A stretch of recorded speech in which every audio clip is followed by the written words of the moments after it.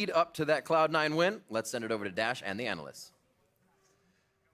Thank you very much, gentlemen. Cloud9 picking up a win there, extending the series to that third game against Immortals, while at the same time on our other stream, Echo Fox picking up the second victory of their series. They're going to move through on that 2-0 against P1 to the top of the standings. We'll talk about that series in a little bit. Let's zero in on Immortals and Cloud9 here as it has been evened up, starting in Champion Select. Because again, we saw an interesting kind of clash of styles here. Very much a poke composition coming out of Immortals with that Varus and the Ezreal pick against a ton of engage. Lots of speed and engage coming out of Sivir Karma with a Maokai to initiate. This is one of those comps where like you can make it work, but God help you if you fall behind, because they will dive you, or if you're pushed up, they'll just run straight at you, and you probably don't have enough kite to get away from the flankers and the front line. And yeah, Immortals was in trouble if they ever fell behind. Even if you, like, everyone on that team had some kind of kite and it slowed them down, but the truth is once you start sieging, you're open to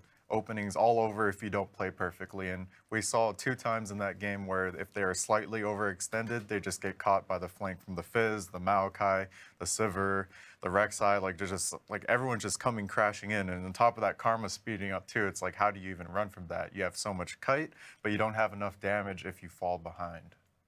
All right, yeah. I mean, you know, also too, it was interesting kind of in this game, particularly we noticed with Immortals that, you know, they seem to open themselves up to counterplays pretty often. As you mentioned, you know, if you do fall behind with this composition, that suggests that you need to have a sharper execution. You can't make these mistakes. And very often we would see Immortals make a play on one side of the map, and then about 30 seconds to a minute later, a play would be made against them on another side of the map, not kind of taking into account the fact that they just expended summoner spells or, you know, key abilities. Right, so what generally happens is the team who makes the play and kills people, early game, they end up being a little slower on their recalls because either they're pushing a minion wave in or they're taking a turret, securing a dragon. There's some reason that they end up on the map longer. And then what always happens is, with at least Immortals, is they're not paying attention to the fact that C9's on the map first. So they're already set up to gank you when you come to your lane again. And we saw that in the first game. It happened a couple times. It happened again here, where after Immortals had that good play in the bot lane, they get picked off in the top and mid. And so it's just this thing where they're not ready for C9, who's making these really smart, aggressive moves. Which comes to the topic of tempo. If you don't have tempo, you can't be there. Yeah, sorry, I have to jump in and correct myself, as I had assumed that the Echo Fox and P1 game had ended, but apparently it had not. As they were on the net, we are struggling just as much as you guys are to watch 2 streams at once, and so we see real quickly as we're setting up for this segment that Echo Fox is on the Nexus turrets themselves, assuming that game is over, still running. So we'll get those results as soon as we can. But back onto Cloud9 and Immortals.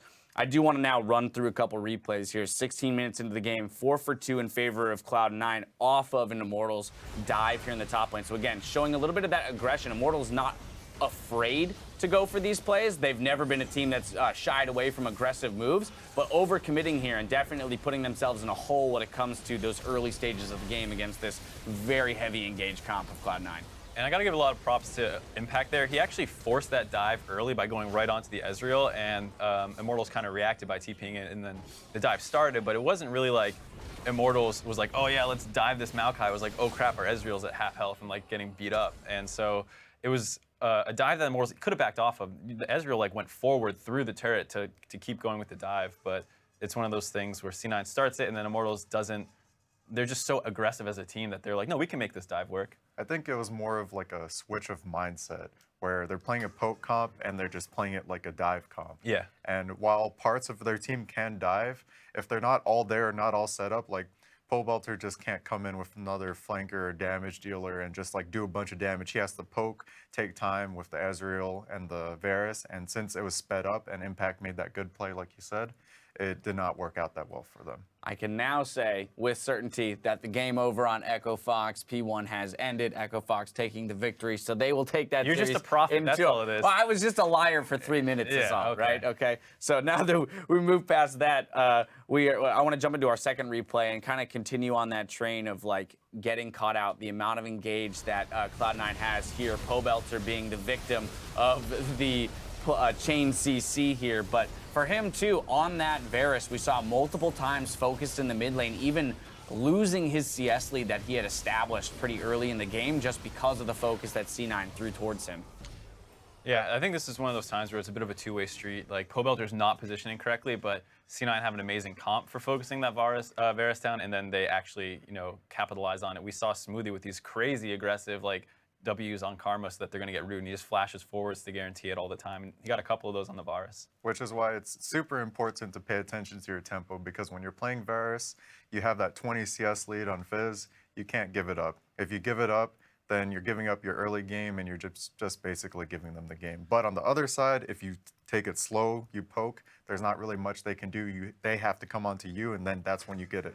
But they weren't able to establish that.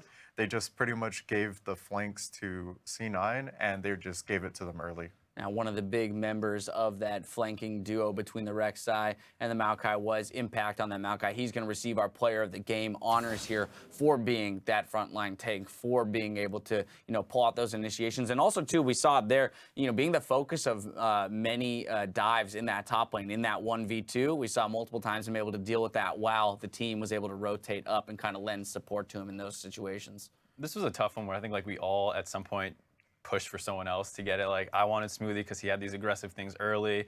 We said, Rek'Sai was playing really well at the end of the game. Jensen carried a lot of late game team fights, so it was kind of a... Yeah, it was a toss-up. You could have given to any one of them, and I would have agreed. Yep.